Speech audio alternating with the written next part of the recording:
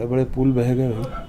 नमस्कार, मैं Umesh Yadav, grand Asian 18 headlines के इस खास प्रोग्राम हेडलाइंस में आप सभी का बहुत बहुत स्वागत है। आज हमारे साथ चर्चा करने के लिए वरिष्ठ समाजसेवी, वरिष्ठ कांग्रेस नेता और नगर निगम कोरबा के सभापति भैया अशोक श्याम सुंदर सोनी जी उपस्थित है। भैया बहुत बहुत स्वागत है आपका। नमस्कार सर, नमस्कार। आइए सबसे पहले आज की खबरों पर रुख करते हैं। आयुष्मान से इलाज के लिए लिमिट होगी दोगुनी, 5 से बढ़ाकर करेंगे 10 लाख। मिडिल क्लास को 50,000 की जगह 1 लाख मिलेंगे। जांच एजेंसी को निष्पक्ष होना चाहिए, मनमर्जी से आरोप नहीं बना सकते। खुले जंगल में घूम रहे इकलौते चीते पवन की मौत। जय शाह आईसीसी के सबसे युवा भारतीय चेयरमैन बने। जमीन बंटवारे को लेकर 7 सगे भाइयों में विवाद। ट्रैक्टर चढ़ाकर खेत में 2 भाइयों को मार डाला। क्या लगता है भी अब आयुष्मान इलाज की लिमिट दोगुनी कर दी गई है, 5 से बढ़ाकर 10 लाख कर दिया गया है। क्या लगता है कई बार अस्पतालों में शिकायतें मिलती हैं कि इसका दुरुपयोग भी होता है, क्या कहना चाहेंगे? निश्चित तौर पर हमारे देश में जी, हमारे प्रदेश में अगर हमारी जो सरकारें हैं जी, उनका ध्यान शिक्षा, स्वास्थ्य जी, और खाद्यान्न, जी, इन तीनों चीज़ों पर रहता है जी, तो निश्चित तौर पर हमारी जो सबसे बड़ी आज की गरीबों की आर्थिक समस्या है कि इतने महंगे महंगे इलाज हो गए हैं बिल्कुल कि हर गरीब आदमी इलाज नहीं करवा पाता और इलाज के अभाव में दम तोड़ देता है। बिल्कुल। तो निश्चित तौर पर चाहे कोई भी सरकार हो, अगर इस तरह के निर्णय लेती है कि जो गरीब परिवार है, मान लीजिए कैंसर हो जाता है या लीवर प्रॉब्लम हो जाता है या किडनी का प्रॉब्लम हो जाता है, तो ऐसी जटिल बीमारी है, उनके इलाज के लिए 5-10 लाख में कुछ नहीं होता, 20 लाख रुपए लग जाते हैं। किसी को मान लीजिए लीवर ट्रांसप्लांट करना हो, किडनी का ट्रांसप्लांट करना हो, वो गरीब आदमी कल्पना नहीं कर सकता, सोच नहीं सकता। बिल्कुल। पूर्व में जो सरकार थी कांग्रेस की, उनमें ये था कि जो बहुत गरीब आदमी है और बहुत ज़्यादा तकलीफ में है और बहुत ज़्यादा जटिल बीमारी से ग्रसित है, तो निश्चित तौर पर उसके लिए मुख्यमंत्री की तरफ से 25 लाख रुपए सहायता दी जाती थी। बिल्कुल। तो निश्चित तौर पर अभी भी मुझे ये विश्वास है कि हमारी जो भाजपा की सरकार है निश्चित तौर पर आयुष्मान की जो लिमिट 5 से 10 लाख करेगी, तो निश्चित तौर पर हमारे क्षेत्र की जनता को इसको लाभ मिलेगा और हर आदमी अपने बीमारी का इलाज कराने के लिए संपन्न होगा, ताकि सरकार के सहयोग के बिना ये संभव नहीं है। तो निश्चित तौर पर सरकार को ज़्यादा से ज़्यादा स्वास्थ्य, शिक्षा और खाद्यान्न पर ध्यान देना चाहिए। आपने कहा कि मुख्यमंत्री भूपेश बघेल, पूर्व मुख्यमंत्री भूपेश बघेल 25 लाख तक देते थे, लेकिन अब नियम को बदल दिया गया है। अब इलाज के दौरान आप पूरा एस्टीमेट दीजिए, वो जो अमाउंट है वो सीधा डॉक्टर के पास जाएगा। क्या ये संभव है कि इलाज के दौरान आप पहले फॉर्म भरिए, उसके बाद वो उनके अकाउंट में जाएगा, वो भी डॉक्टरों के, मतलब भरोसे नाम का भी चीज़ नहीं रह गया? देखिए क्या है, इसमें जटिल समस्या है, बहुत सारी जटिल समस्या है। वो पेशेंट तो बेचारा मर जाएगा, बिल्कुल। इतनी खाना पूर्ति करते रहेगा, सरकारी खाना पूर्ति, तब तक तो पेशेंट मर जाएगा। इसी तौर पर बता रहा हूँ मैं, बिल्कुल। क्योंकि इतनी जटिल समस्या पैदा कर देते हैं अधिकारी लोग ना, कि यहाँ जाइए, यहाँ का साइन करवाइए, ये रिपोर्ट लाइए, वो रिपोर्ट लाइए, लोगों की उसमें वो ऑफिस के चक्कर लगाते रह जाएगा। बोलते हैं ना ऑफिस, तो ऑफिस घूमते रह जाएगा बेचारा। और वो बेचारा फिर वो जीवित रहा नहीं रहा अलग विषय है, उसके बाद उसके कागज और उसके पैसे का फिर क्या उपयोग होगा? कुछ नहीं। बिल्कुल। जांच एजेंसी को निष्पक्ष होना चाहिए, मनमर्जी से आरोपी नहीं बना सकते। कविता को जमानत, ईडी सीबीआई को फटकार भी। कोर्ट रूम ड्राइव 4 फॉरमैन सबूत नहीं, ठोस दिखाना होगा। देवेंद्र यादव को राहत नहीं, 3 सितंबर तक बढ़ी डिमांड। बलौदा बाजार हिंसा मामला, क्या लगता है भी आप लोगों ने भी काफ़ी इसका विरोध किया, ये पूरा मामला राजनीतिक है या बदलापुर की राजनीति है? देखिए क्या है कि हमारे जो पूर्व मुख्यमंत्री हैं, हमारे जो प्रदेश कांग्रेस कमेटी के अध्यक्ष दीपक बैज जी हैं, उन्होंने स्पष्ट तौर पर पत्रकार वार्ता में कहा कि देवेंद्र यादव न मंच में थे, न कलेक्टर एसपी ऑफिस के अंदर घुसे हैं, न उन्होंने उकसाया हुआ कोई भाषण दिया है, और वो सिर्फ 5 मिनट के लिए आए थे और चले गए। तो हम कांग्रेस के लोग ये चाहते हैं कि कोई ठोस सबूत देना भाई, कि यहाँ पर ये थे, कोई वीडियो है उनका, यहाँ पर भाषण देते हैं जी, कोई भाषण उकसाने वाला, या उनके हाथ में कोई बंदूक थी या लाठी थी, या खुद जाके कलेक्टर ऑफिस में घुसे थे, ऐसे कोई प्रमाण प्रस्तुत करें ना भाई। आप ऐसे आरोप लगा के केवल अपनी सरकार की नाकामी को छुपाना चाहते हैं तो ये गलत है। आप सरकार की नाकामी को मत छुपाइए। जो आप अब जैसे सरकार की नाकामी को देखते हुए अभी सदानंद जो एसपी हैं उनको नोटिस भेजा गया है ना, तो क्यों भेजा गया है? उनको एहसास हो रहा है कि कहीं ना कहीं हमारी प्रशासन की गलतियां थी, उनकी कमजोरी थी। आप ये बताइए कि इतनी बड़ी भीड़ की व्यवस्था वहाँ कर ली गई और प्रशासन और शासन शांत था, उसको जानकारी नहीं थी कि इतनी बड़ी संख्या है। हाँ, इतनी संख्या हो गई, वहाँ खाने का अरेंजमेंट हुआ, टेंट लगा, इतनी व्यवस्था होती रही, तब तक प्रशासन चुप रहा। हाँ, आज चाहते तो वहाँ कलेक्टर लॉ एंड ऑर्डर लगा सकते थे, 144 लगा सकते थे, 144 लगा सकते थे, वो पूरा प्रतिबंधित किया जा सकता था। पर दुर्भाग्य है कि यह पूरे नाकामी रही सरकार की, और नाकामी को छुपाने के लिए आप किसी को ऊपर आरोप मर तो मर दीजिए, उससे कोई बड़ी बात नहीं है। बिल्कुल, कहीं ना कहीं इसका काफ़ी विरोध भी हो रहा है और वो झेलना भी पड़ेगा, क्योंकि राजनीतिक रूप अगर लिया जाएगा कोई सामाजिक उसका, तो वो गलत है। देखिए, जैसे अभी कविता जी की जमानत हो गई ईडी की, इससे पहले संजय जी की जमानत हो गई, बिल्कुल, मनीष सिसोदिया की जमानत हो गई, तो सुप्रीम कोर्ट ने फटकार लगाई है, आपके पास ठोस सबूत है कहाँ? बिल्कुल, आप केवल फोन की टेपिंग की बात करेंगे, वो मान्य नहीं होगा, वो मान्य नहीं होगा, और इसीलिए कविता को जमानत दे दी गई। अब ये राजू जो हैं, ईडी के जो वकील हैं, वो बहस कर रहे थे, आदरणीय मजिस्ट्रेट ने कहा कि आप ये बकवास मत कीजिए, बहस मत कीजिए, जो ठोस सबूत है वो दीजिए। आप किसी भी व्यक्ति को इतने दिन तक अंदर रख सकते हैं, कोई व्यवस्था नहीं है शासन की। बिल्कुल, शासन की व्यवस्था है कि अगर आपके पास ठोस सबूत है, प्रमाण है, तो आप अंदर रख सकते हैं। बिना ठोस सबूत के किसी भी व्यक्ति को लगातार जेल में नहीं रख सकते।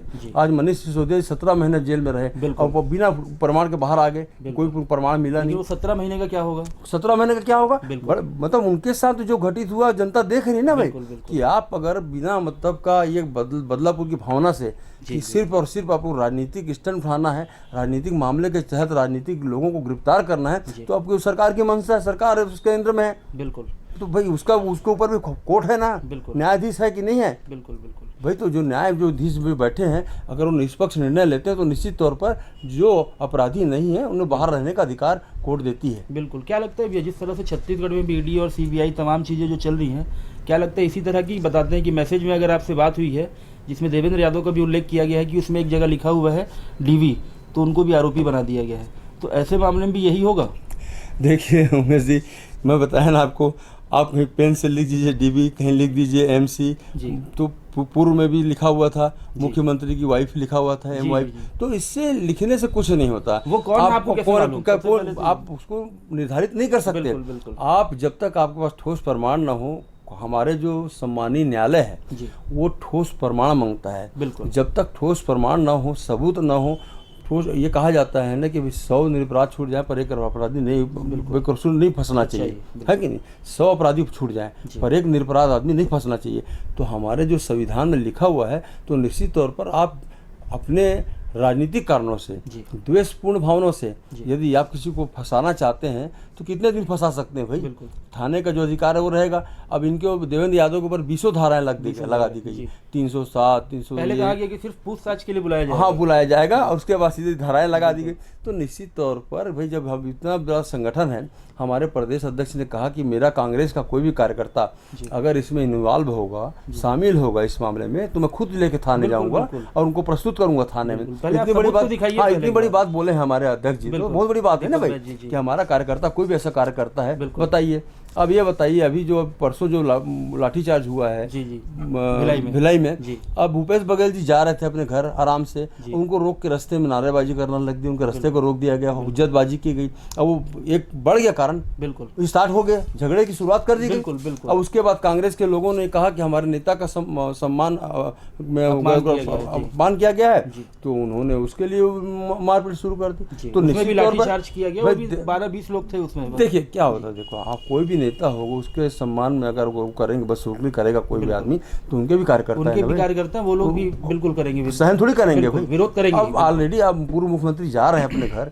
और बिना मतलब उनको छेक के रास्ते में रोकना, उनके पीएसओ से बदतमीजी करना, हाथापाई करने, कहाँ की शराफत थोड़ी है भैया। बिल्कुल, आप एक शुरुआत करेंगे तो उसका अंत तो फिर उसी प्रकार से होगा। बदलापुर की राजनीति आप करें तो फिर वो भी करेंगे, शांत थोड़ी बैठेंगे भाई, शांत थोड़ी बैठेंगे। सत्ता है वो तो आएगी और जाएगी। जी जी जी।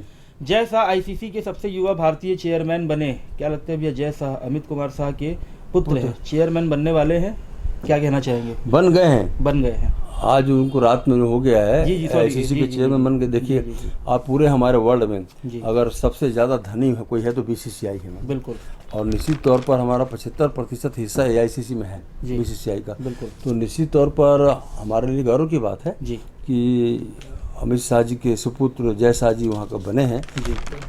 चूँकि उनका संबंध राजनीतिक है, जी निश्चित तौर पर कहीं न कहीं उनका महत्व तो मिलता ही है। जी तो निश्चित तौर पर बनने का जो उनको जी जी जी चांस मिला है, जी। बहुत अच्छी बात है। कई बार कांग्रेसी आरोप लगाते हैं कि ये लोग परिवारवाद की बात करते हैं और अपने ही परिवार को आगे बढ़ा रहे हैं। ये बात तो मैं बोल ही रहा था आपको जी। कि परसों प्रधानमंत्री जी ने कहा था जी। कि परिवारवाद छोड़ के जी। हमारे होनहार युवा राजनीति में आए, राजनीति में 1 लाख युवा को राजनीति में आए। तो अब ये बताइए, अब वो एक तरफ प्रधानमंत्री बोलते हैं कि परिवारवाद छोड़ दो, एक तरफ उनका गृह मंत्री का बेटा परिवारवाद से आगे चल रहा है, उनके कई नेता के बच्चे नेतागिरी कर रहे हैं। तो किसको बोलते हैं परिवारवाद? ये किसके लिए बोलते हैं परिवारवाद? मुझे समझ में नहीं आता। इनका एक ही लक्ष्य रहता है, गांधी परिवार, सिर्फ गांधी परिवार। अरे गांधी परिवार में वो हुनर है जो शुरू से जनता उनको लाइक करती आ रही है। आज गांधी परिवार है, बहुत बड़ी ताकत है। बिल्कुल। वेटनरी कॉलेज में ना पलस्तर चढ़ा ना ही ग्रिल, पुट्टी लगी, 12 करोड़ का पेमेंट, जांच जारी। कामधेनु विश्वविद्यालय के अंतर्गत वेटनरी कॉलेज का 2 मंजिला भवन बनाया जा रहा। क्या लगता है भैया, जिस तरह से फर्जी काम होते हैं कॉलेजों के मामले में, अभी कलकत्ता वाले मामले से जोड़ दिया जाए तो जिस तरह से वहाँ घटना हुई है, सुरक्षा को लेकर खासतौर पे अस्पतालों में इस तरह की सुविधाएं होनी चाहिए। देखिए, जहाँ हम बड़े बड़े हॉस्पिटल हैं जी, वहाँ हमारी जो नर्स बहनें काम करती हैं, जी जी जी, या हमारी जो डॉक्टर बहनें काम करती हैं, जी तो निश्चित तौर पर उनको अगर प्रोटेक्शन नहीं मिलेगा जी, तो हमारे देश के लिए बहुत बड़ी दुर्भाग्य की बात है। बिल्कुल। देखिए, खाली कलकत्ता नहीं, आपको बता रहा हूँ, ये तो कलकत्ता को एक टारगेट बना दिया गया है, क्योंकि वहाँ ममता बनर्जी की सरकार है। आप हर 16 मिनट में, मैं हिंदुस्तान टाइम्स का बता रहा हूँ आपको, हिंदुस्तान में हर 16 मिनट में एक बलात्कार हो रहा है। मतलब ये कल्पना कीजिए कि अभी आप छत्तीसगढ़ को देख लीजिए ना भैया, अभी उठा के देख लीजिए, 1 हफ्ते का देख लीजिए रिकॉर्ड आप, चाहे जसपुर हो, चाहे हमारा कोरबा का भी हुआ है, 12 साल की हाँ बच्ची के साथ हुआ है, अपना पुसौर देख लो, रायगढ़ देख लो। तो मतलब कहा नहीं जा सकता, मतलब जो जिस गति से मतलब एक लोगों की मानसिकता पता नहीं क्यों इतनी गंदी हो गई है कि मतलब 50 साल का आदमी, 60 साल का आदमी छोटी बच्ची को छेड़ देना। अब ये बताइए, 2 छोटी छोटी बच्चियां वहाँ बदलापुर में जो थी महाराष्ट्र में, 4-4 साल की बच्चियां, उनका शोषण किया गया। मतलब एक ऐसे लोगों को मैं तो बोलता हूँ तत्काल ही फांसी की सजा दे देनी चाहिए। ऐसे मामले में नहीं लगता कि शरीयत कानून सही है? नहीं, अपन शरीयत को क्यों बोले, हम तो खुद बोल रहा हूँ, हम खुद चाहते हैं कि तत्काल 13-14 साल के बाद सजा मिलती है, तो कहीं ना कहीं काफी लंबा समय हो जाता है। फास्ट ट्रैक कोर्ट में ना जैसे डिसीजन हो तत्काल फांसी में लटका दिया जाए, और जनता देखे कि ऐसे जो निर्दोष, ऐसे जो कपटी लोग हैं, जो है जी, बिल्कुल, जो इतने गंदे लोग हैं, जिनमें मानवता नहीं है, जिसमें स्त्री का सम्मान नहीं है, ऐसे लोगों को सरेआम फांसी दी जाए कि लोगों में दहशत हो जाए कि हिंदुस्तान में भी ऐसे अगर गलत काम आप करोगे तो उसका अंत बहुत बुरा होगा। तो निश्चित तौर पर देखिए, इतना भय पैदा होना चाहिए, और हमारे यहाँ हिंदुस्तान में भय पैदा हो नहीं पा रहा है। बिल्कुल, भय बिल्कुल नहीं, किसी भी प्रांत की बात हो, सबूत के अभाव में अधिकतर छूट जाया करते हैं। और दूसरा क्या है, हर आदमी लगाता है, पॉलिटिकल अप्रोच लगाने की कोशिश करता है कि मेरा आदमी, मेरा आदमी। पहले तो FIR हो जाए, पहले ये प्रयास किया जाता है, फिर FIR से नाम कट जाए, तमाम चीजें लगी रहती हैं। तो हम तो चाहते हैं ऐसे जो अपराधी हैं इनको तो सरेआम फांसी दे देनी चाहिए, बिल्कुल, ताकि वो जो खौफ है वो बरकरार रहे, कुछ करने से पहले 10 बार सोचे। बिल्कुल। प्रमुख लोकायुक्त ने ली शपथ, भाजपा की एक और सूची घोषित, 19 उम्मीदवार। लाठीचार्ज पर भूपेश बोले सत्ता उलटती पलटती रहती है, SP समझ लें। उसी बात पर आते हैं भैया, जिस तरह से भूपेश बघेल के ऊपर जिस तरह से जो हमला हुआ, उसके बाद फिर उनके कार्यकर्ताओं पर लाठी भांजी गई, कहीं ना कहीं फ्रस्ट्रेशन है, क्या है भाजपा की कि इस तरह की हरकत कर रहे हैं कि पूर्व CM के ऊपर इस तरह की और उनके कार्यकर्ताओं के ऊपर बेवजह मारपीट की जा रही है? देखिए, मैंने आपको बोला ना कि आदरणीय भूपेश बघेल जी अपने घर जा रहे थे और उस समय बिना वजह, बिना किसी कारण के जाके बजरंग दल के, भाजपा युवा मोर्चा के कार्यकर्ता उनका रास्ता रोक के हुज्जतबाजी करना, नारेबाजी करना, और बिना मतलब उनके PSO से उलझना, और उसके बाद भी भूपेश बघेल जी बोल रहे थे, भाई काहे के लिए कर रहे हो, क्यों कर रहे हो, किस लिए कर रहे हो ना। उसके बाद भी ये लोग नहीं माने, हाथापाई में उतर आए। उसके बाद जब कांग्रेस के कार्यकर्ताओं को पता चला कि आदरणीय मुख्यमंत्री, पूर्व मुख्यमंत्री हमारे घर जा रहे थे और उनके साथ बजरंग दल और भाजपा युवा मोर्चा कार्यकर्ताओं ने बदसलूकी की है, तो निश्चित तौर पर देखिए उनके भी दो कार्यकर्ता हैं, उनके भी साथी हैं, तो उनको तो गुस्सा तो आएगा ही आएगा। तो इन्होंने भी देखा कि जिन्होंने नेतृत्व किया था उस समय उनको पकड़ा है और ले जाके थाने में लगे हैं, और उन थानेदार का कहना है कि उनके सामने मारपीट की गई। तो निश्चित तौर पर अगर ऐसी हरकत है तो अगर शुरुआत अगर की भाजपा ने की है तो उसका अंत फिर कांग्रेस करेगी ना। बिल्कुल। और अब भूपेश बघेल जी ने कहा कि भाई जो पुलिस के अधिकारी हैं वो एक पक्षी ना हो, बिल्कुल, क्योंकि सरकार तो आती जाती रहती है। आप वही रहेंगे, सरकार आएगी जाएगी, बिल्कुल। आप राजनीति दबाव में आके बिना वजह कोई दुनिया भर की धारा मत लगाइए, जो सही निर्णय है उसको लीजिए। अगर हम गलत है तो हमारे ऊपर आरोप लगाइए, अगर वो गलत है तो उनको आरोप लगाइए। यही आरोप पहले ये लगाते थे कि बदलापुर की राजनीति कर रहे, फिर आप भी तो वही कर रहे हैं। बात तो वही हो गई ना भाई, बिल्कुल। कुल मिला के बात वही हो गई, बदलापुर की राजनीति कर रहे हैं करके। बिल्कुल। परिजनों की डांट, शादी के प्रलोभन के बाद हुई गुम, महानगरों की चकाचौंध में खो गई 211 नाबालिग महिलाएं। क्या लगता है बस्तर में जिस तरह से लगभग 211 नाबालिग बच्चियाँ चकाचौंध मतलब बम्बई, दिल्ली और तमाम जगह जाने के लिए घर से निकल जाया करती हैं, ऐसी बच्चियों के लिए क्या कहना चाहेंगे? कई बार होता है कि मोबाइल के लिए घर वाले डांट दिए या वैसा भागने के चक्कर में। उमेश जी, आज के जो वर्तमान परिवेश में जी हमारे जो युवाओं में जी और हमारी युवतियों में जी जो शहर को देख के जी एक मन में जो पनपता है कि भाई मेरे पास अच्छा से अच्छा मोबाइल हो, अच्छे से अच्छे कपड़े हों, अच्छा से अच्छा रहन सहन हो, शहर के वातावरण में रहें, अच्छे स्टाइल से रहें, तो निश्चित तौर पर जिन बहनों के मन में, जिन युवतियों के मन में ये भावना पनपती है तो उसे फिर अपना गरीब परिवार अच्छा नहीं लगता। बिल्कुल। उसे लगता है कि मैं कहाँ कैद में हूँ, इससे बढ़िया तो बाहर रहूँगी, ज़्यादा अच्छे से पैसा कमाऊँगी। वो इस लालच में जाके शहरों में जाके और गलत लोगों के चंगुल में फंस जाती हैं। बिल्कुल। तो निश्चित तौर पर अगर बस्तर में अगर हमारी युवतियाँ इस ढंग से गायब हो रही हैं तो निश्चित तौर पर हमारी सरकार को इसमें ध्यान देना चाहिए कि इनको दलालों के माध्यम से थोड़ी ले जाया जा रहा है या उनको बहका भुलका के थोड़ी ले जाया जा रहा है। क्या होता है कई बार हमारी जो युवा अवस्था होती है बच्चों की, वो सोचने समझने की शक्ति कम होती है और वो तत्काल लालच में मुंह में आ जाती है और तुरंत चल देती है। वो हसीन वैसे सपने भी दिखाए जाते हैं कि आपको कुछ नहीं करना होगा, इतना मिलेगा उतना मिलेगा, उसी में चल देती है, भाग जाती है, घर छोड़ के चली जाती है। तो निश्चित तौर पर हमारी सरकार को ध्यान देना पड़ेगा, क्योंकि बस्तर हमारा एक आदिवासी क्षेत्र है, ज़्यादा आदिवासी बहुल क्षेत्र है। और निश्चित तौर पर मैं तो ये कहना चाहूँगा कि अगर शिक्षा की व्यवस्था अच्छी की जाए बस्तर क्षेत्र में और हमारी छात्राएं, हमारी जो बहनें अगर अच्छी शिक्षा ग्रहण करती हैं तो जल्दी से किसी के लोग लुभाव नारे में नहीं आएंगी और किसी के बहकाव में नहीं आएंगी और अपना घर छोड़ने का प्रयास जल्दी नहीं करेंगी। बिल्कुल। शिक्षा का अभाव ही हमारे लिए शिक्षा का मुख्य, बिल्कुल शिक्षा है तो सब कुछ है। 50 लाख का लक्ष्य पाने भाजपा को बनाने होंगे रोज 1 लाख सदस्य। 6 सितंबर से बूथों में प्रारंभ होगा अभियान, 51 दिन का मिलेगा समय। क्या लगता है ये 50 लाख का लक्ष्य रखा है भाजपा ने, नए लोगों को जोड़ना, लोकसभा चुनाव में कितना लाभ मिला?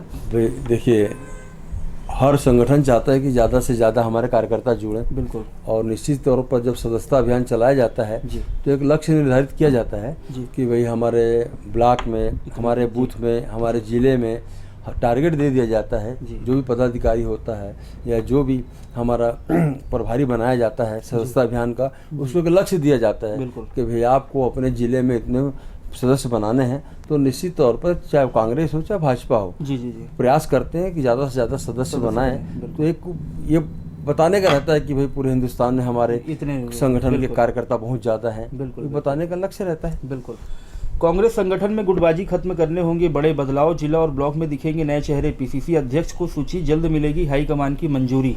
क्या लगता है भी कांग्रेस में जिस तरह से विधानसभा चुनाव में अब अमरजीत भगत और तमाम लोग कहते हैं कि गुटबाजी का कहीं ना कहीं कारण रहा कि हमारी सरकार नहीं आ पाई, अब क्या लगता है कि खत्म करने की ओर एक नया वो प्रयास किया जा रहा है? क्या देखिए, जैसे आदरणीय महन जी ने, आदरणीय वैद्य जी ने कहा कि भाई हमारे में एकजुटता की कमी थी, उस कारण हम लोग चुनाव हारे हैं। और निश्चित तौर पर उस समय कुछ जो प्रदेश के कार्यकर्ता थे, प्रदेश के पदाधिकारी थे, जिले के पदाधिकारी थे, कई लोगों ने उस समय कांग्रेस छोड़ के भाजपा का दामन थाम लिया था। तो कई पद खाली हुए हैं और कई जिले के अध्यक्ष और ब्लॉक अध्यक्ष जिन्होंने चुनाव में अपनी महत्वपूर्ण भूमिका नहीं निभा पाई, उनको भी बदलने का प्रयास हमारे प्रदेश अध्यक्ष जी ने एक लिस्ट बना के दिल्ली हाईकमान को दी है। और निश्चित तौर पर नए युवाओं को, नए कार्यकर्ताओं को मौका दिया जाता है तो उनमें काम करने की एक ललक होती है। बिल्कुल। और निश्चित तौर पर मैं तो चाहूँगा कि युवाओं को ज़्यादा से ज़्यादा मौका इस संगठन में दिया जाए, ताकि उनको एक काम करने की जो इच्छा शक्ति है उन युवाओं में ज़्यादा होती है। भाग दौड़ है, संपर्क करना, लोगों से मिलना जुलना, तो निश्चित तौर पर इसका लाभ संगठन को मिलता है। तो हम तो ये चाहते हैं कि अच्छे अच्छे लोग संगठन में आए और निष्ठा वाले जुड़े, निष्ठा से जुड़े लोग ना, लोग लुभावन और पद लोलुप महत्वाकांक्षी पैसे के लोभी लोग कांग्रेस के संगठन में ना आए। क्योंकि आप देखते हैं कि जैसे ही सरकार बदलती है लोग अपना बिजनेस बदलने के लिए सरकार बदल जाते हैं। तो ऐसे जो लोग हैं जिनका लक्ष्य सिर्फ सरकार के साथ रहना है, ऐसे लोगों को संगठन से दूर दूर तक भगा देना चाहिए। वो गंदगी मैं तो दीपक बैस से अनुरोध करूंगा कि जिन्होंने चुनाव में कांग्रेस का दामन छोड़ा है उनको बिल्कुल भी कांग्रेस में न लिया जाए, और जो उनकी पैरवी करता है उनको लाने का प्रयास करता है उसको भी कांग्रेस से निकाल दिया जाए, ताकि साफ सुथरे लोग रहें, कचरा बाहर हो जाए और लोगों को काम करने का अच्छा मौका मिले। बिल्कुल। दबंग ने शराब पीकर बस स्टैंड पुलिस चौकी में मचाया हंगामा। क्या लगता है? अभी अंबिकापुर की खबर है। इन्होंने कहा कि मैं लक्ष्मी राजवाड़े का देवर हूँ, जेठ हूँ। क्या लगता है कि उनको बार बार कह रहा था कि मुझे बात करवा दीजिए, उसके बाद मैं आपको बताता हूँ। शराब पीने के बाद ये पूरा मामला हुआ था अंबिकापुर में। लक्ष्मी राजवाड़े है महिला बाल विकास की मंत्री। देखिए अब क्या होता है बताएं ना, पावर के साथ भी पावर आ जाता है। बिल्कुल। तो हमारे जो मंत्री जी हैं या हमारे विधायक गण हैं उनको कृपया करके ध्यान देना चाहिए कि हमारे परिवार का कोई व्यक्ति ऐसा कार्य ना करे जो उनके लिए निंदनीय हो। बिल्कुल। क्योंकि आज आप मंत्री का भाई हूँ या जेठ हूँ या देवर हूँ और दारू पी के अगर दबंगाई करते हैं और सबके सामने कहते हैं कि मैं उनका रिश्तेदार हूँ, उनको फ़ोन में बात करो, तो उनकी तो बेइज्जती होती है, साथ में जो हमारी मंत्री हैं या विधायक हैं उनका भी अपमान होता है। तो मैं निश्चित तौर पर यही कहना चाहूँगा कि मंत्री जी को तो ये फ़ोन करना चाहिए कि जो मेरा नाम ले रहा है, जो मेरी रिश्तेदारी बता रहा है, उनको तुरंत अंदर कर दो। तो निश्चित तौर पर दूसरे परिवार में भी ये जाएगा मैसेज कि वाकई हम चाहे मंत्री के भाई हों चाहे बेटे हों, ऐसा कोई कार्य ना करें जिससे हमारे परिवार के साथ में हमारी जो पद प्रतिष्ठा जुड़ी हुई है वो पद प्रतिष्ठा में दाग ना लगे। बिल्कुल। चलिए अब आइए कोरबा की खबर का रुख करते हैं। रेलिंग से टकराई बाइक तो गिर गए 2 युवक, नाली में डूबकर एक की मौत। जलकुंभी में शहर में दूसरे दिन भी पेयजल सप्लाई रही बाधित। आश्रम छात्रावास तक पहुंच मार्ग शेड निर्माण का बनेगा प्रस्ताव। बांगो बांध का जल स्तर कम, सभी गेट बाढ़ का खतरा टला। क्या लगता है भैया, डीएमएफ की राशि से अब आश्रम छात्रावास पहुंच मार्ग तमाम चीज़ें बनेंगी कहा जा रहा है। क्या लगता है कि यदि लगभग 1000 करोड़ रुपए का बजट होता है CSR मद और तमाम मद को मिलाकर कलेक्टर के पास, यदि वाकई में सही उपयोग किया जाए तो कोरबा की सूरत नहीं बदल जाएगी? देखिए डीएमएफ की जो राशि है जी, उसका मेन उद्देश्य ये था जी कि जो खदान से प्रभावित लोग हैं जी, कोल माइन से प्रभावित लोग हैं, उनके विकास में ज़्यादा से ज़्यादा पैसा खर्चा करना है जी। और निश्चित तौर पर वो पैसे ज़्यादा से ज़्यादा वहाँ खर्चे नहीं हो पाते जी। उनका उपयोग जी। ऐसे प्रतिष्ठान बनाने में, ऐसे उद्यम बनाने में लगा दिया जाता है जी।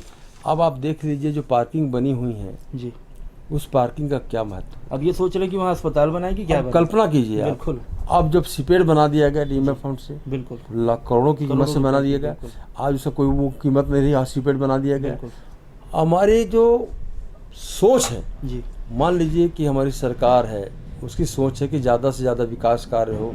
हमारे सम्मानित कलेक्टर साहब हैं जी, उनकी भावना ये है कि डेवलपमेंट ज़्यादा से ज़्यादा हो, इंफ्रास्ट्रक्चर के काम हो, लोगों को राहत मिले। अब स्वयं कलेक्टर साहब जाके अगर ये देख रहे हैं कि वाकई में यहाँ पर ये आवश्यकता है और वहाँ डीएमएफ फंड से राशि दी जाए तो निश्चित तौर पर मैं समझता हूँ उस राशि का सदुपयोग होगा। बिल्कुल बिल्कुल। क्योंकि हम केवल हमारे जनप्रतिनिधि के कहने से राशि खर्च करते हैं तो भी ये दुर्भाग्य है। हमारा तो ये उद्देश्य होना चाहिए कि जो कलेक्टर साहब हैं और जनप्रतिनिधि हैं मिल के अगर लगता है कि वाकई यहाँ पर आवश्यकता है इस चीज़ की तो निश्चित तौर पर करना चाहिए। आज आप देखिए किसी स्कूल की छत का छज्जा गिर गया, बच्चा घायल हो गया, किसी स्कूल में बाउंड्री वॉल नहीं है, किसी स्कूल में शौचालय नहीं है, आंगनबाड़ी का ये हाल कमलेश जी कि कब कितना आंगनबाड़ी गिर जाएंगे, भगवान भरोसे छोटे छोटे बच्चे बैठते हैं। मेरे वार्ड में 3 खराब ख़राब है। मैंने कई बार लिखा, रानू साहू कलेक्टर थी तब लिखा,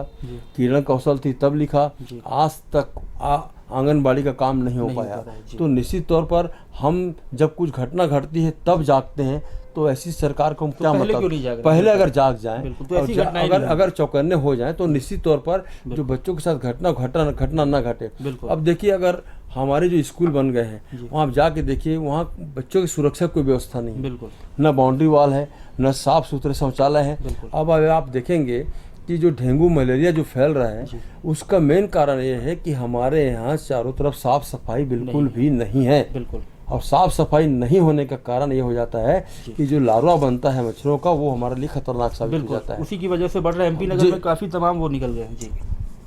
पूछताछ करने लाए संदेही ने थाने के टॉयलेट में पिया फिनाइल, भर्ती बाइक चोरी के केस में सिविल लाइन थाने लाया गया था। क्या लगता है ये कहीं ना कहीं जिस तरह से भी ये खबर आई, इसके पहले भी 1 महीने पहले एक युवक की मौत हो गई थी थाने में, क्या लगता है कि इनके ऊपर कड़ी कार्रवाई की जानी चाहिए? देखिए क्या है, आरोपी अगर तो है? मेरी बात सुनिए, अगर आरोपी को पकड़ के पुलिस लाती है तो सबसे पहले पुलिस का फर्ज बनता है कि उसको ऐसी जगह रखा जाए जो कुछ ऐसी चीज़ों का उपयोग ना कर सके जो उसको शारीरिक नुकसान हो, चाहे वो कपड़े का फंदा हो या रस्सी हो या कोई फिनाइल हो, कोई भी ऐसी चीज़ उसके पास नहीं होनी चाहिए। अगर ऐसी चीज़ें हैं तो पुलिस को ध्यान देना चाहिए कि उसको ध्यान से रखा जाए कि वो ऐसी कोई हरकत ना कर सके। तो निश्चित तौर पर पुलिस वालों को अगर थोड़ी सी भी नज़र हटी, घटना घटी, तो निश्चित तौर पर मैं तो बोलता हूँ थोड़ा कड़ाई से नजर रखेंगे पुलिस वाले, तो कुछ भी करने को तैयार हो जाएगा। कभी देखे नहीं आप जो पुशोर वाला जो बलात्कार कांड हुआ, उसमें जो नाबालिग बच्चा था पुलिस से डर के मारे भाग रहा था, तालाब में कूद के मर गया। जी जी जी जी जी। तो निश्चित तौर पर एक पुलिस का जो भय रहता है ना, वो हर आदमी में रहता है, जेल जाने का पुलिस डर का भय। तो निश्चित तौर पर पुलिस वालों को भी अपना जो कर्तव्य है कि जो भी अपराधी को पकड़ के थाने में लाते हैं उस पर कड़ी नजर रखें कि वो ऐसा कोई कृत्य ना कर सके जो पुलिस को बदनामी। बिल्कुल बिल्कुल। रेलिंग से टकराई बाइक तो एक गिर गए, 2 युवक नाली में डूबकर एक की मौत। कल भी यहाँ निहारिका में ये घटना हुई है, इसमें एक युवक की मौत हो गई। क्या लगता है कहीं ना कहीं सड़कों किनारे जो ठेले और खुपड़ी लगाए रहते हैं उसकी वजह से रात को ऐसी घटनाएं होती हैं? भाई कई बार निगम आयुक्त को सोचना चाहिए, निगम के अधिकारियों को सोचना चाहिए कि जो ठेले गुमटी लगे हुए हैं रोडों में उनको किनारे किया जाए। अब स्मृति उद्यान के सामने आप जाके देखिए, इतने ठेले लग जाते हैं कि मोटरसाइकिल और कार को वहाँ कट है, तो बीच में डिवाइडर में कट है, वहाँ टर्निंग लेने में कितनी ज़्यादा तकलीफ होती है। कल की घटना वहीं की घटना है, कट के सामने, और कार से जो 2 मोटरसाइकिल में 2 लड़के थे, एक वहीं पर स्पॉट पर खत्म हो गया था। और मुझे जहाँ तक पता चला है कि दूसरा हॉस्पिटल पहुंचते खत्म हो गया। तो निश्चित तौर पर अगर शहर में ऐसी घटना घट रही तो बहुत बड़ा दुर्भाग्य है। और उमेश जी, अब तो क्या बताऊं, पूरे हिंदुस्तान में हजारों की संख्या में लोग एक्सीडेंट में मरते हैं। बिल्कुल, हजारों की संख्या में। वो तो है। हमारी जो पुलिस प्रशासन है उनका हमेशा आदेश रहता है कि कार में चलते हैं तो सीट बेल्ट को बांधें, मोटरसाइकिल में चलते हैं तो हेलमेट पहने।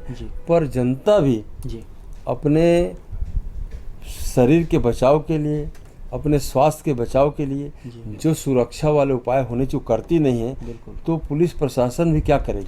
कहीं ना कहीं बार लगता है कि महानगरों की तर्ज पे यहाँ पे भी सीसीटीवी के माध्यम से घर पे चालान भेजा जाए ताकि लोग डर से ही सही पहने। ये बहुत अच्छी बात है जी, बहुत अच्छी बात है उमेश जी।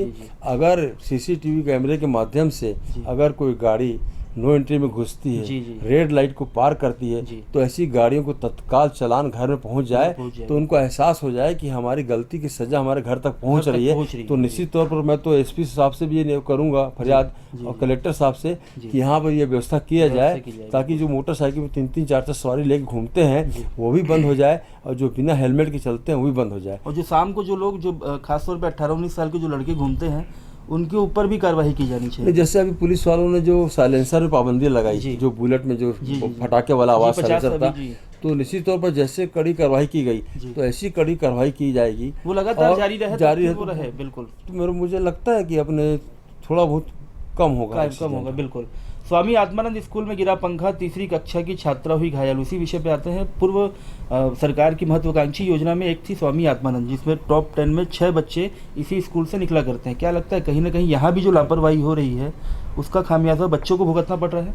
देखिए, हमारी पूर्ववर्ती सरकार, भूपेश बघेल जी की सरकार जो थी कांग्रेस की, उनमें ये था कि हमारा गरीब मजदूर का बच्चा, गरीब आदिवासी का बच्चा, पिछड़ा वर्ग का बच्चा अंग्रेजी स्कूल में दाखिला नहीं ले पाता पैसे के कारण, इस उद्देश्य के लिए कि एक गरीब मजदूर का बच्चा और एक आदिवासी का बच्चा, किसान का बेटा जी अंग्रेजी के माध्यम से पढ़ लिख के आगे बढ़े, बिल्कुल इस उद्देश्य को लेके भूपेश सरकार ने स्वामी आत्मानंद स्कूल का जी खोला। जी जी और निश्चित तौर पर आपने देखा जी कि स्वामी आत्मानंद के बच्चों का जो विकास हुआ, जी जो शिक्षा के क्षेत्र में जो उन्नति हुई, जी निश्चित तौर पर तारीफ़ काबिल है बिल्कुल कि आज हमारे ज़िले में टॉप 10 में बच्चे उसमें आ रहे हैं बिल्कुल और फर्राटेदार अंग्रेजी बोलते हैं। बिल्कुल जो हमारे बच्चों के मन में हीन भावना थी कि हम गरीब के बच्चे हैं, हम अंग्रेजी नहीं पढ़ सकते, अंग्रेजी नहीं बोल सकते, आज उस हीन भावना को ख़त्म हो गई है। तो निश्चित तौर पर हम चाहेंगे कि ऐसी स्कूलों कर खासकर अगर सरकार की देन है तो ऐसी स्कूलों का विशेष ध्यान दिया जाए और जिनको जीर्णोद्धार करना है जीर्णोद्धार किया जाए, जहाँ जो आवश्यक कार्य है आवश्यक कार्य किए जाए। ऐसी घटना न घटे जिस घटना का दुखद अंत हो या कोई ऐसा बच्चा घायल हो जाए या चोट चपेट लग जाए, भगवान न करे बच्चा घायल हुआ का कुछ हो जाता तो बहुत बड़ी बात हो जाती। तो निश्चित तौर पर हमारे जो शिक्षक हैं, जो इस स्कूल के प्रिंसिपल हैं, उनको तो कम से कम मॉनिटरिंग करनी चाहिए स्कूल में जाके इस छत की क्या स्थिति है, कहाँ पर दरार है, कहाँ पर पानी सीपेज हो रहा है, इस बात का कम से कम देखें और देख के कम से कम लिखा पढ़ी तो करें। कलेक्टर साहब को करें, अधीनस्थ अधिकारी को करें, शिक्षा विभाग को करें, किसी को भी करें, एक नॉलेज में तो रहे कि भाई हमारे यहाँ पर ये समस्या है और भविष्य में ऐसी घटना घट सकती है। अगर हम पहले से ध्यान दिया जाए तो निश्चित तौर पर भविष्य में ऐसी घटना नहीं घटेगी। बिल्कुल, ये तो एक ऐसा स्कूल है जहाँ बड़े से बड़े और छोटे छोटे लोग पढ़ना चाहते हैं, डीएवी डीपीएस में जुगाड़ लगाना पड़ता है। मतलब नंबर नहीं लगता इसमें, नंबर नहीं मिलता भाई, यही स्थिति है। एक क्लास में 40 बच्चे ऊपर लेते नहीं है और मतलब 200-250 एप्लीकेशन आते हैं एक क्लास में। सांसदों से फोन करवाना नहीं लगता, अप्रोच चलता ही नहीं उसमें, बिल्कुल अप्रोच लगता ही नहीं। जुगाड़ करते हैं लोग कि कुछ हो जाए लेकिन होता ही नहीं। नहीं, आत्मानंद स्कूल ऐसा है जिसमें अप्रोच लगता ही नहीं लगता। बिल्कुल 2 दिन से निवेदन के निगम के वार्डों में पानी के लिए हाहाकार। सोमवार के बाद मंगलवार को रात 7 बजे की गई पानी की आपूर्ति। क्या लगता है भैया क्यों इस तरह की स्थिति बनी हुई है? ये सब निगम के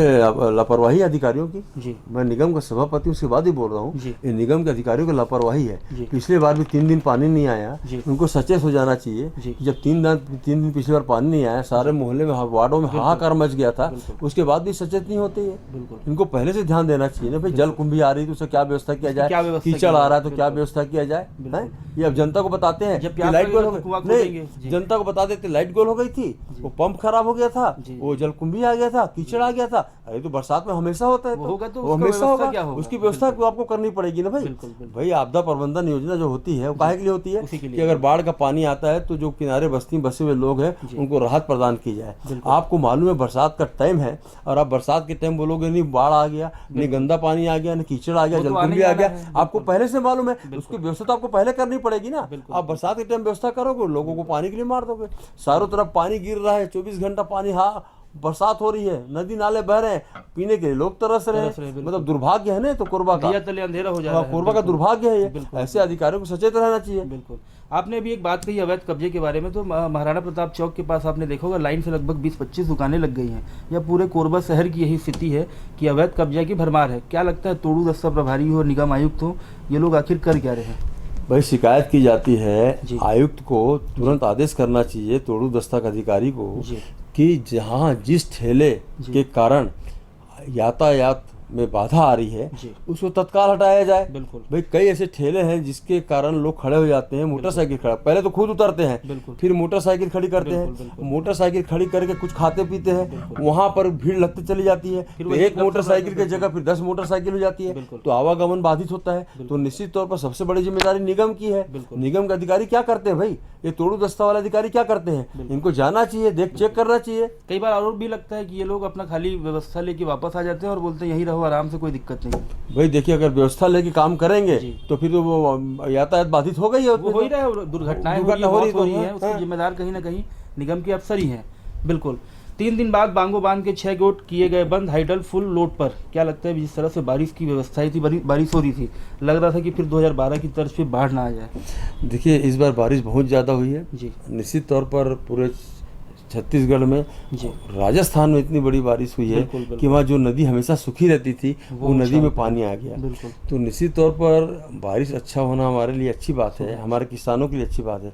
पर बारिश का जो इतना ज़्यादा पानी हमारे डैम में, बांगो डैम में आया, तो निश्चित तौर पर पानी को 5 या 6 गेट खोलना पड़ा तब पानी निकला है। बिल्कुल। तो निश्चित तौर पर हम तो ये चाहते हैं कि भाई पानी ज़्यादा से ज़्यादा सेफ हो। बिल्कुल। तो निश्चित तौर पर 5 दिन किसानों 4 के लिए दिन आगे के लिए वो रहेगा। भविष्य में नहर में पानी बिल्कुल, जाएगा। बिल्कुल। तो हमारे जो अभी हाइडल जो चल रहा है प्लांट, जी जी जी। उसमें भी ज़्यादा तेज़ी से चल रहा है, 40-40 बिल्कुल। घंटे चलाया जा रहा जी, जी, जी, है। जी। तो निश्चित तौर पर पानी का जो इस बार की जो गति थी, जी। पानी का जो बहाव था, जी। पानी की जो गिरने की क्षमता थी बहुत ज़्यादा थी। बिल्कुल। निश्चित तौर पर जब अति पानी होता है तो कई बड़े बड़े गड्ढे हो गए, बिल्कुल। कई जगह रोड बह गई, जी। कई जगह पुल टूट गए। जी। तो निश्चित तौर पर जब अति होती है बारिश की तो कहीं न कहीं आपदा आती है, बिल्कुल बिल्कुल। निश्चित तौर पर। अति होगा तो होगा, बिल्कुल। जी। चलिए, बहुत बहुत धन्यवाद आप सभी का इस खास प्रोग्राम को देखने के लिए, और भैया बहुत बहुत धन्यवाद इस सार्थक संवाद के लिए। धन्यवाद। Thank you.